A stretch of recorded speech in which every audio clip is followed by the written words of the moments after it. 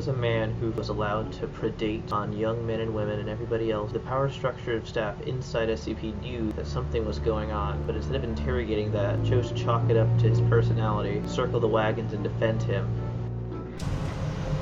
I wanted to talk today about the whole Dr. Bright incident, my role in getting Dr. Bright permanently banned from the SCP Foundation. It all started for me personally when I was about 20 or 21 years old when Dr. Bright pulled nudes from me. I was a young, insecure person, and I didn't see the problem with my boss telling me how hot they thought I was and how they wanted to see a picture of my ass, so I complied. But over the years it stuck with me as saying that perhaps was wrong, and I learned that other people had had similar experiences with Bright, some a lot worse than my own, and I decided to try to do something about it. Originally I had seen Bright being posted about in the Kiwi farms throughout an SCP, and I thought, like many other people, that it was just right-wing trolls being right-wing trolls, but broken clock is right twice a day. There were credible allegations being made in this thread that were being undercut because of where they unfortunately happened to be posted. I had posted in the Kiwi farms thread about 2 years ago, didn't really do much good. Over the next couple of years, I had gone through my own logs, and my colleagues in the Society for Containment Fiction had gone through the logs with me. I had been submitted reports by other people who had been abused. Eventually I was able to compile it all up into a 25-page report. I submitted this report to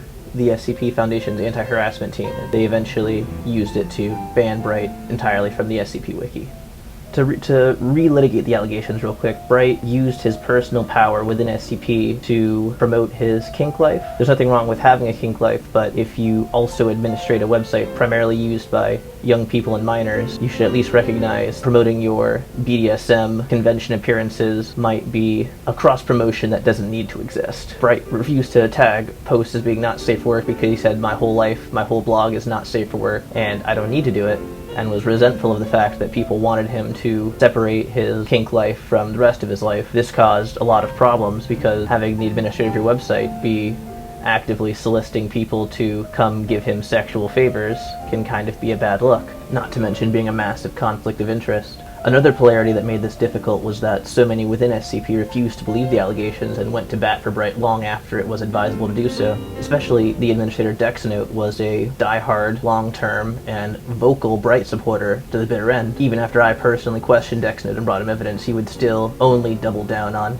his belief that Bright was innocent. The report ends with a lot of logs from Site 12, which was one of the main vectors that Bright used to find victims after it was created. This was a place where a lot of inappropriate contact between SCP staff and the community they were supposed to be safeguarding took place. And even here, Bright was directly confronted about his behavior and chose not to address it or to respond to criticisms about it. The easily demonstrable conflict of interest here, that you're managing this community and also using it to find sex partners and people to gratify your sexual needs, should be plainly obvious.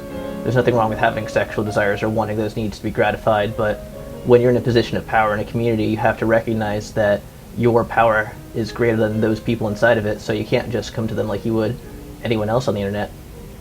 If that's how you find your partners, you have to be a little more considerate, a little more careful because of the context in which you're interacting with these people, and Bright just didn't care about that.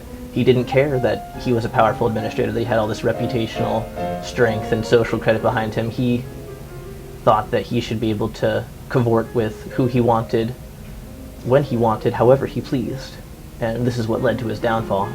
And Bright was enabled because of a culture of abuse within the SCP Wiki that allowed for predators, not just Bright, but Gabriel Jade Escobar and others, to come in and abuse people and to take advantage of community's default trust of authority figures. And I hope that in the wake of his ban, that perhaps there will be a little more questioning of authority and not allowing for something like this to happen again.